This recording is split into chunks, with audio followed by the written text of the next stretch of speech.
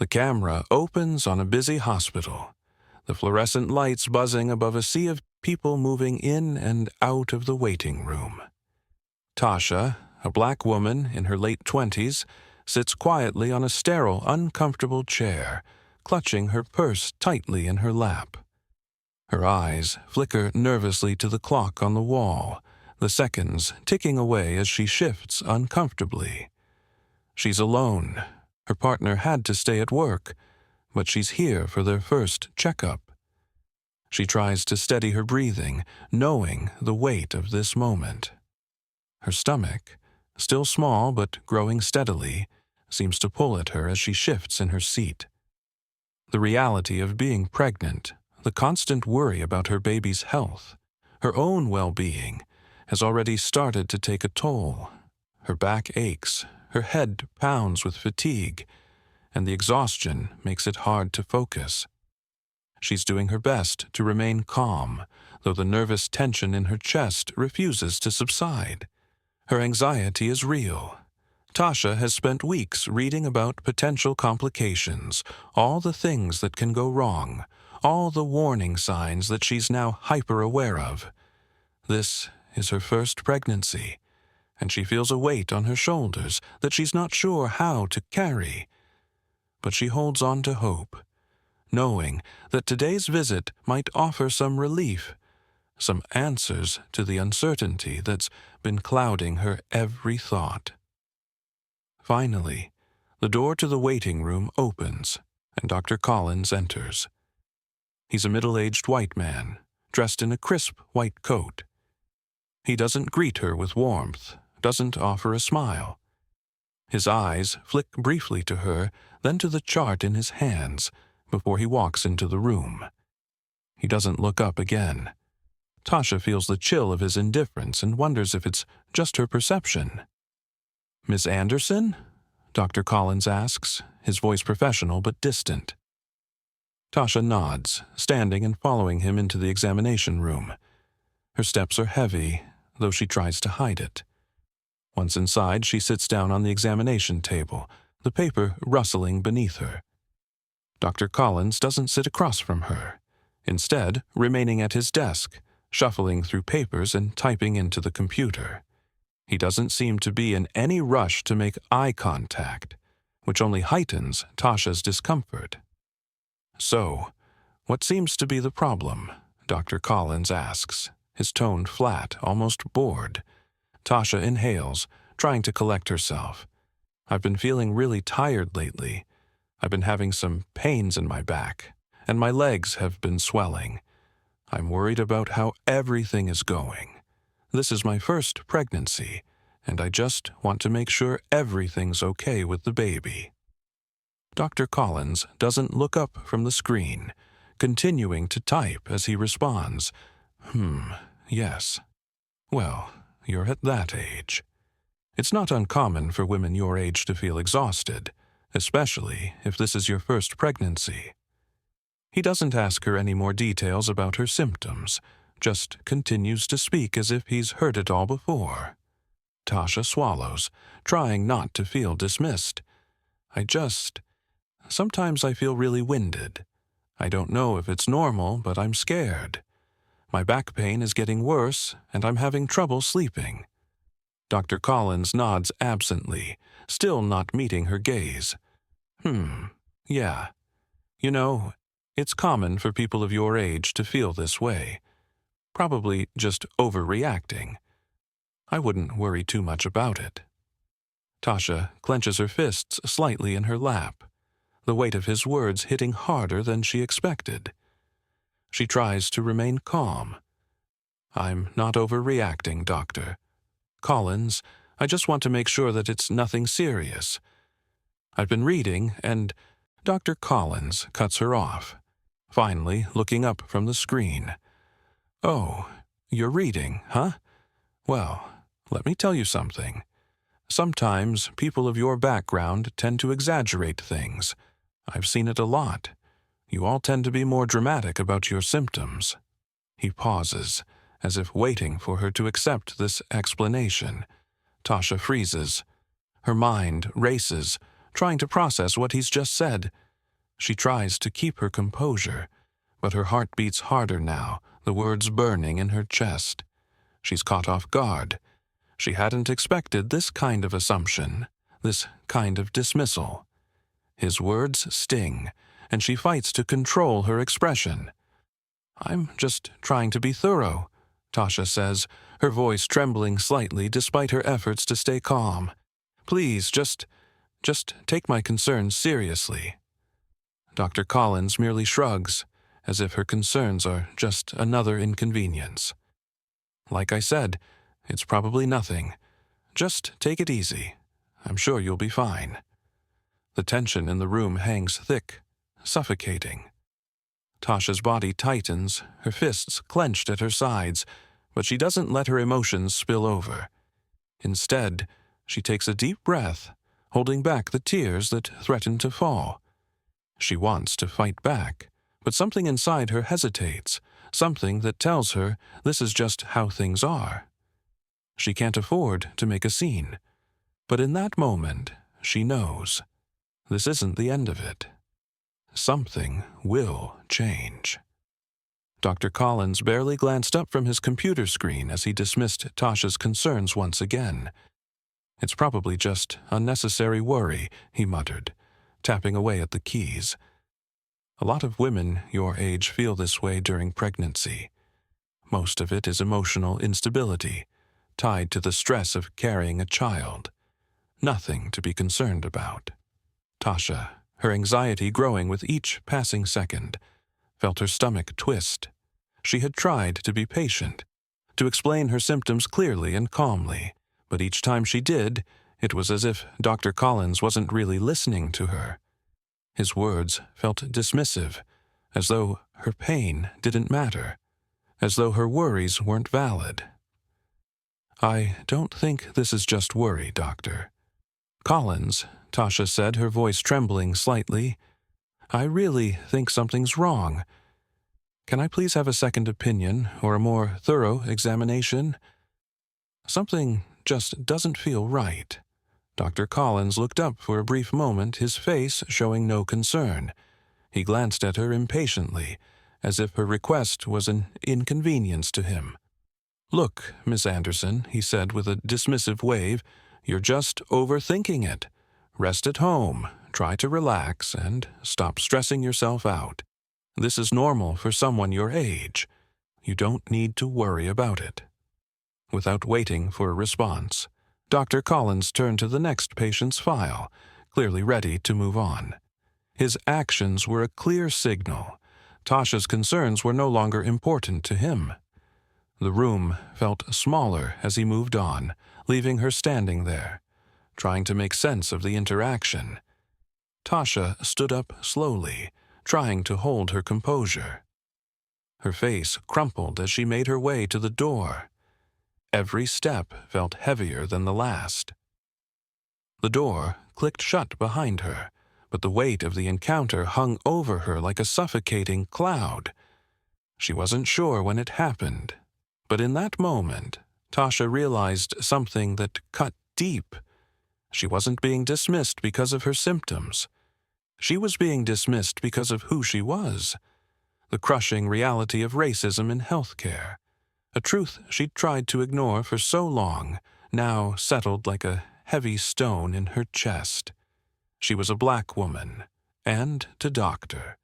Collins, that seemed to be the only explanation he needed to invalidate her pain. The sense of powerlessness she felt in that moment was overwhelming. Tasha got into her car, her hands shaking as she gripped the steering wheel. The weight of everything, her exhaustion, her pain, the humiliation, finally broke through. She could feel the tears building, the frustration and fear she had been holding in for so long threatening to spill over.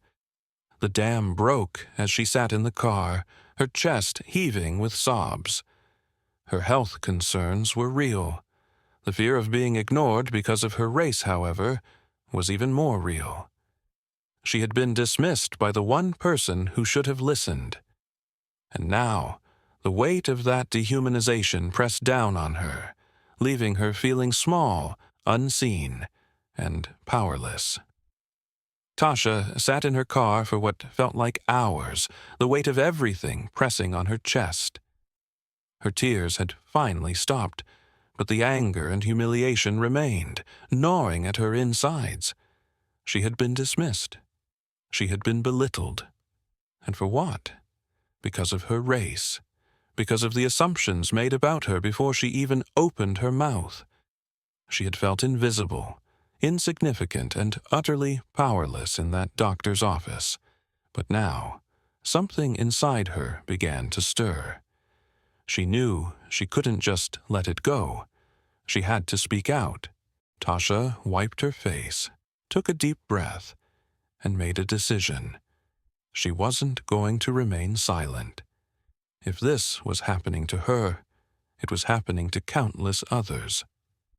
She thought about the women she knew, the ones who had shared their own stories of discrimination, the ones who had silently endured similar mistreatment in the hands of people who were supposed to care for them.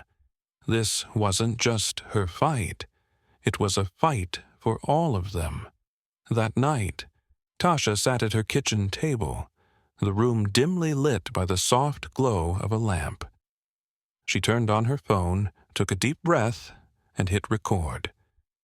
Her voice wavered slightly as she began speaking, but she didn't stop. "I've just come from the doctor's office, and I need to tell you what happened," she said, her tone raw and vulnerable. "I went in for a checkup because I've been feeling exhausted and in pain. I'm pregnant and I'm worried about my baby. And instead of getting care, I got dismissed. I got belittled. I was told my pain was just overreaction, that it was emotional instability, and I was treated as though my concerns didn't matter." She paused, her eyes closed for a moment, gathering her thoughts. "What's worse, I was told because of my race, that I might be exaggerating, that somehow black women are more prone to exaggerating their symptoms. It's a reminder that racism is still alive and well in healthcare, and it's killing us. I'm not the only one. This is happening everywhere." Tasha took a deep breath before continuing, her voice stronger now. "I'm speaking out, not just for myself, but for every woman of color who's had their pain dismissed. We deserve better. We deserve to be heard."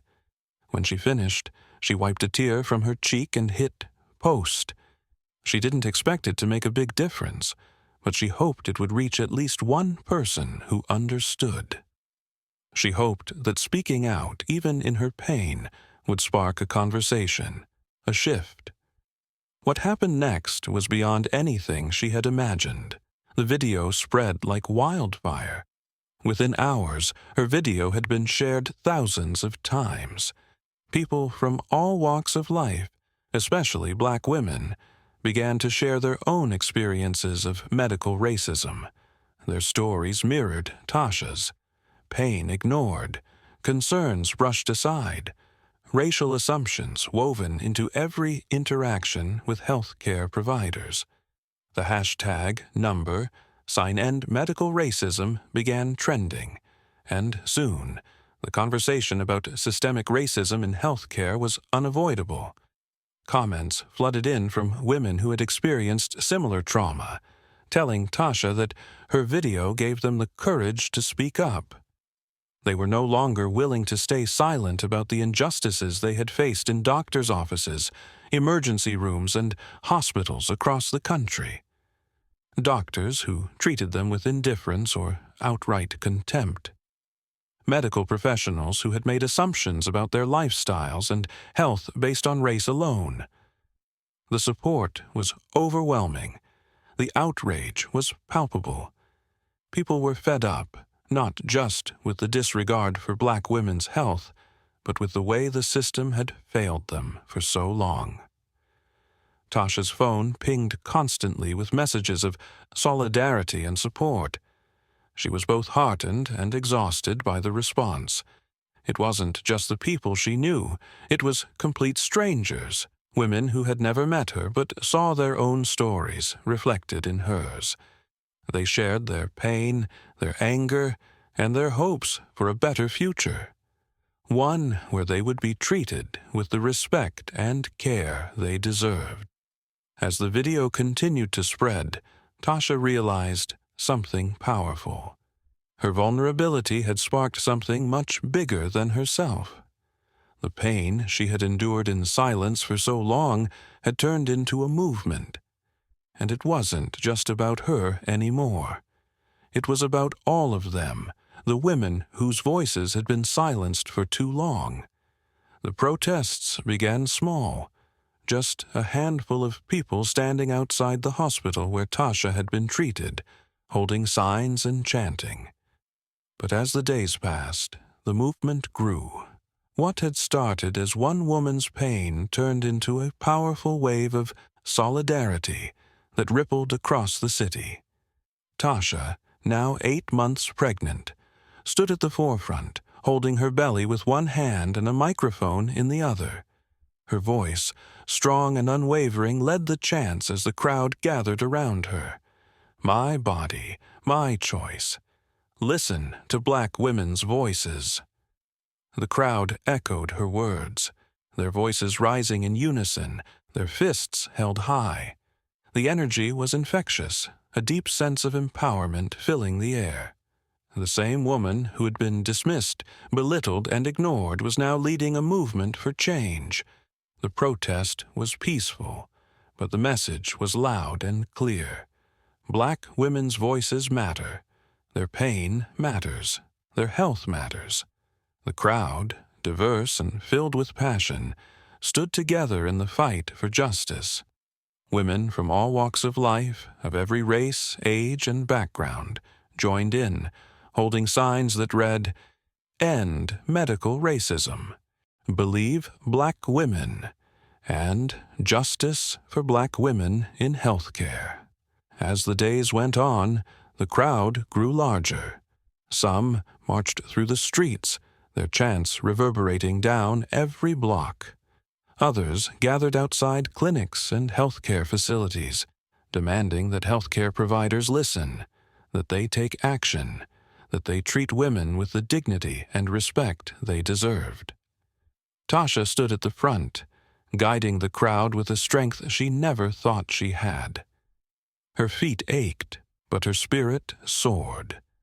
The media began to take notice, broadcasting images of Tasha standing before the hospital with hundreds of people behind her. The cameras captured the moment, the sea of supporters all raising their voices together, shouting in unison, "Justice for Black women in health care." The image was powerful, a pregnant Black woman, standing tall, leading a charge for systemic change. Tasha watched the scene unfold, a deep sense of empowerment washing over her. Despite the pain she had endured in that sterile doctor's office, despite the racism that had nearly broken her, she now stood as a beacon of strength for all the women who had suffered in silence, just like she had. For every woman who had been ignored, dismissed, or silenced by the medical system, there was hope now. Tasha was proof of that. As the crowd continued to chant, Tasha felt the weight of it all, the power, the unity, the voices that had finally been heard. She was no longer just a victim of the system. She was leading the charge for justice, for change. And in that moment, she knew that the protest, the movement, was just the beginning. The fight for Black women's healthcare rights had only just begun, and Tasha was at the forefront, ready to lead them all to victory. Here's the consequences. A shift in healthcare and public awareness, written in exactly 600 words. In the wake of the viral protest and Tasha's courageous stand, Dr. Collins found himself at the center of a storm of public outrage. The investigation into his discriminatory actions moved quickly. The hospital, under immense public pressure, launched an internal review into his behavior and practices. It didn't take long to uncover a troubling pattern of negligence, bias, and mistreatment, particularly toward Black patients. As the investigation unfolded, Dr. Collins was placed under suspension pending the results. The hospital had no choice but to address the allegations head-on. They issued a public statement, acknowledging the racial disparities that had long existed in their treatment of patients. The statement promised reforms to ensure that Black women and all marginalized groups would receive better care moving forward. The hospital announced plans for mandatory anti-racism training for all staff, from physicians to administrative personnel, and pledged to work closely with advocacy groups to address systemic medical bias. But the consequences didn't stop there. The movement Tasha had sparked went far beyond a single doctor's actions. What had started as an individual protest about a personal experience soon turned into a national conversation about racial discrimination in healthcare. The hashtag #end medical racism continued to trend, and news outlets across the country were now dedicating resources to the issue. The rallying cry for justice had ignited a much-needed fire for change. Hospitals across the nation began reassessing their own policies and practices. Tasha's video, now seen by millions, was referenced in policy discussions and legislative hearings. Lawmakers were forced to confront the uncomfortable reality of medical bias in healthcare settings, and the issue could no longer be ignored. This sparked the introduction of new policies aimed at eliminating racial bias, such as more comprehensive diversity training, better reporting systems for patients who experienced discrimination, and, in some places, even the proposal for legislation aimed at holding health care providers accountable for discriminatory practices. Tasha's story became a critical piece of the conversation. Her vulnerability and bravery had struck a chord with people everywhere. She became the face of the movement, and her testimony was used to push lawmakers toward action. The push for legislative change gained momentum, fueled by the voices of those who had been suffering in silence for far too long. But Tasha's role didn't stop at sparking policy changes. As the media attention continued, Tasha found herself increasingly in demand as a speaker. She was invited to rallies, panel discussions, and conferences, where she spoke not just about her personal experience, but about the need for broader reform in maternal health care. She spoke candidly about the emotional toll of being ignored by medical professionals, of being subjected to bias that endangered her health and the health of her baby. She didn't just want to share her pain, she wanted to make sure no one else would have to endure the same. Her story became an inspiration to thousands of women, particularly Black women, who had faced similar struggles in the medical system. Through her resilience, she gave them the courage to speak up, to demand better care, and to take control of their health. She became a beacon of strength in a world that had often failed her, and through her advocacy she helped create a space where others could share their experiences without fear of being dismissed. Tasha's advocacy was just beginning. She continued to push for systemic changes, working with lawmakers and healthcare professionals to ensure that her fight for justice would benefit future generations of Black women. Her voice was one that had been silenced for far too long, but now it echoed across the country, a call for equality in healthcare that no one could ignore. The camera fades in on Tasha, now sitting in a cozy living room, holding her baby in her arms. The soft light of the afternoon sun pours through the window, casting a warm glow over her face. She smiles down at her child, the weight of her journey, of everything she's fought for, settling into her heart. Her eyes are filled with love and hope as she gazes at the tiny life in her arms. She looks up, her gaze lingering on the walls of her home, where protest signs hang prominently. They bear the messages of the movement she helped start. Justice for Black women, end medical racism, and our voices matter. These signs are no longer just symbols of a protest. They are symbols of victory. Victory for her, for the women who stood with her, and for the countless others who will benefit from the changes she fought for. Tasha's voiceover begins, a calm but powerful reflection on her journey. Our pain doesn't define us. Our actions do. The camera shifts to show the signs in her home, each one a testament to the struggle, the bravery, and the change that came from her vulnerability. As Tasha continues to reflect, the camera captures her smiling at her child, her expression both peaceful and determined. It's a look that speaks of healing, but also of an unyielding drive to keep pushing forward.